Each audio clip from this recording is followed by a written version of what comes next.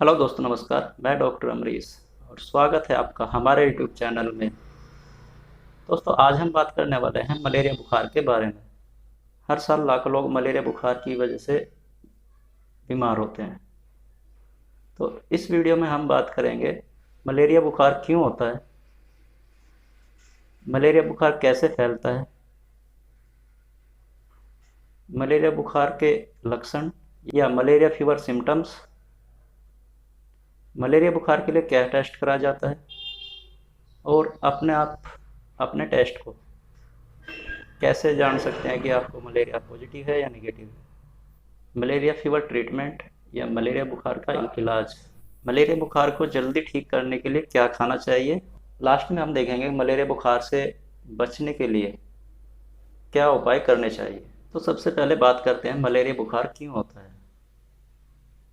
मादा एनाफिलीज मच्छर के काटने की वजह से मलेरिया बुखार होता है, जिसके अंदर प्लाज्मोडियम पैरासाइट्स होता है। प्लाज्मोडियम पैरासाइट्स 4 प्रकार के होते हैं: Plasmodium vivax, Plasmodium falciparum, Plasmodium ovale और प्लाज्मोडियम मलेरी। इनमें से प्लाज्मोडियम फैल्सिपिरम की वजह से सबसे डेंजर मलेरिया बुखार होता है। अब मलेरिया बुखार कैसे होता है, यह मलेरिया लाइफ साइकिल। जब कोई मादा एनाफिलीज मच्छर आदमी को काटता है तो वह इंजेक्ट कर देता है आदमी की बॉडी में प्लाज्मोडियम पैरासाइट्स, और फिर वे पैरासाइट्स ब्लड से होते हुए आपके लिवर में पहुंच जाते हैं, क्योंकि पूरी बॉडी में जो उनके पनपने के लिए सबसे अच्छी जगह होती है वो आपका लिवर होता है। वहाँ पे वह अपने आप को स्ट्रॉन्ग करता है, ग्रो करता है और अपनी संख्या बढ़ाता है, और वहाँ से बढ़ाने के बाद वह हमारे ब्लड में मिलता है। ब्लड में मिलकर वह हमारी आरबीसी यानी लाल रक्त कोशिकाएं, जिससे हमारा ब्लड लाल दिखाई देता है, उन कोशिकाओं में घुस जाता है। वहाँ पर घुसने के बाद फिर वह अपने आप को स्ट्रॉन्ग बनाता है और आरबीसी को तोड़ता है। इसके तोड़ने की वजह से मलेरिया के पेशेंट में खून की कमी हो जाती है।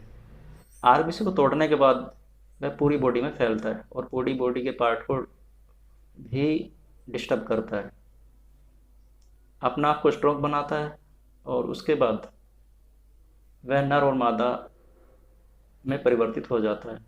उसके बाद जब कोई मादा एनाफिलीज मच्छर फिर किसी इन्फेक्टेड व्यक्ति को काटता है तो पैरासाइट्स वापस उसके अंदर चले जाते हैं। उसके अंदर जाने के बाद फिर वह ग्रो होते हैं, निषेचन होता है। ग्रो होने के बाद वे अपनी संख्या बढ़ाते हैं, और उसके बाद मच्छर की लार्वा में मिलकर वह मच्छर जब किसी और मनुष्य को काटता है तो उस मनुष्य को भी मलेरिया हो जाता है। तो इस प्रकार मलेरिया की लाइफ साइकिल चलती है या मलेरिया होता है। अब बात करते हैं मलेरिया के लक्षण की। मच्छर के काटने के 10 से 14 दिन के बाद मलेरिया के लक्षण उत्पन्न होना शुरू हो जाते हैं। इसमें बुखार आने से पहले जी मिचलाना, तेज बुखार जिसमें 102 डिग्री 103 डिग्री तक हो सकता है, सर्दी से बुखार चढ़ना, कपकपी लगना, पेट में दर्द होना, रेड ब्लड सेल्स को तोड़ने की वजह से खून की कमी भी हो जाती है। और यदि किसी को लंबे समय से मलेरिया बुखार आ रहा है तो पेशेंट की तिल्ली और लीवर दोनों बढ़ जाते हैं। तो अब बात करते हैं हम लोग मलेरिया के लिए क्या टेस्ट कराते हैं। मलेरिया के लिए रैपिड एंटीजन टेस्ट मोस्टली कराया जाता है, क्योंकि यह हर जगह आसानी से हो जाता है। इस टेस्ट में प्लाज्मोडियम फैल्सिपुरम और प्लाज्मोडियम वाइवेक्स पैरासाइट देखा जाता है। अब आप अपने आप कैसे देख सकते हैं कि आपका मलेरिया पॉजिटिव है या निगेटिव है। दोस्तों, यह एंटीजन टेस्ट फॉर मलेरिया है। यह जो आप इसमें दिखाई दे रहा है, ये इसमें हमें 2 पैरासाइट्स का पता चलता है, प्लाज्मोडियम वाइवेक्स और प्लाज्मोडियम फैल्सिपुरम। ये प्लाज्मोडियम वाइवेक्स है, इसके सामने निगेटिव है। यदि इसके सामने पॉजिटिव लिखा हुआ आता तो आपको मलेरिया टेस्ट पॉजिटिव होता। सेकंड नंबर पे जो दिखाई दे रहा है प्लाज्मोडियम फैल्सिपरम, इसके सामने भी निगेटिव है। यदि इसके सामने भी पॉजिटिव होता तो आपको सेरेब्रल मलेरिया होने के चांस भी बहुत अधिक हो जाते। तो इन दोनों टेस्ट में निगेटिव लिखा हुआ आ रहा है, इसलिए इस पेशेंट को मलेरिया फीवर नहीं है। इस तरह से आप भी अपने टेस्ट को पढ़कर अपने आप जान सकते हैं कि मुझे मलेरिया फीवर पॉजिटिव है या नहीं। अब बात करते हैं मलेरिया फीवर ट्रीटमेंट की या मलेरिया बुखार के इलाज की। अगर आपको हल्का मलेरिया बुखार है तो आपको ओरल टैबलेट यानी कि खाने की दवाई से ही काम चल जाता है, जिसमें कुछ एंटीबायोटिक जैसे सेफेक्जिन, सिप्रोफ्लोक्सासिन, ऑफ्लोक्सासिन, डॉक्सीसाइक्लिन आदि। इसके साथ साथ एंटी मलेरिया मेडिसिन जैसे हाइड्रोक्सीक्लोरोक्विन, आर्टिमिटर आदि।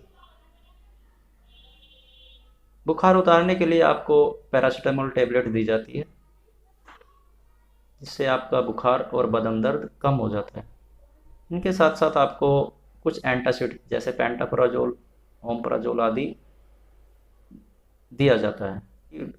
यदि आपको प्लाज्मोडियम फैल्सिपरम की वजह से बुखार है, जिसकी जिसकी वजह से दिमागी मलेरिया होता है, तो उस कंडीशन में आपको हॉस्पिटल में भर्ती होना भी पड़ सकता है। अब बात करते हैं मलेरिया बुखार में क्या खाना चाहिए। मलेरिया बुखार में आपको दलिया, दाल का पानी, मूंग की दाल की खिचड़ी, उबला हुआ पानी और लिक्विड ज़्यादा से ज़्यादा लेना चाहिए, जिसमें आप ORS का घोल भी ले सकते हैं। लिक्विड लेने से वह पूरा हो जाता है, जिससे आप जल्दी आराम महसूस करते हैं, जिससे आप जल्दी ठीक हो सकते हैं। तो अब बात करते हैं मलेरिया बुखार से बचाव या सावधानियाँ। सबसे पहले अपने आसपास देखना चाहिए कि कहीं आपको पानी रुका हुआ तो नहीं है, क्योंकि मादा एनोफिलीज के जो लार्वा होते हैं वे रुके हुए पानी में ही पनपते हैं। जैसे तालाब के पानी के ऊपर, नाली के पानी के ऊपर, कूलर के पानी में, या छत पे कोई टायर वायर रखा है जिसमें बरसात का पानी भरा हुआ होता है, अधिकांश वहाँ पे ये पनपते हैं। तो सबसे पहले आप अपने आसपास के रुके हुए पानी को साफ करिए। सेकंड नंबर पे आप सोते समय पूरी बाजू के कपड़े पहनें। जब आप सोएं तो पूरी बाजू के कपड़े पहनकर सोएं। मच्छरदानी का प्रयोग करें और एंटी मॉस्किटो क्रीम वगैरह लगाकर सो सकते हैं। इससे मलेरिया होने के चांसेस बहुत हद तक कम हो जाते हैं। तो दोस्तों, आशा करता हूँ कि इस वीडियो से आपको बहुत अच्छी जानकारी मिली होगी। इस वीडियो को आप ज़्यादा से ज़्यादा शेयर करें, ताकि इस वीडियो का आप ज़्यादा से ज़्यादा लोग फ़ायदा उठा सकें। अगर अभी तक आपने हमारा चैनल सब्सक्राइब नहीं किया है तो हमारे चैनल को सब्सक्राइब कर लीजिए और बेल आइकन को भी दबा दीजिए। धन्यवाद दोस्तों, आपका दिन शुभ हो।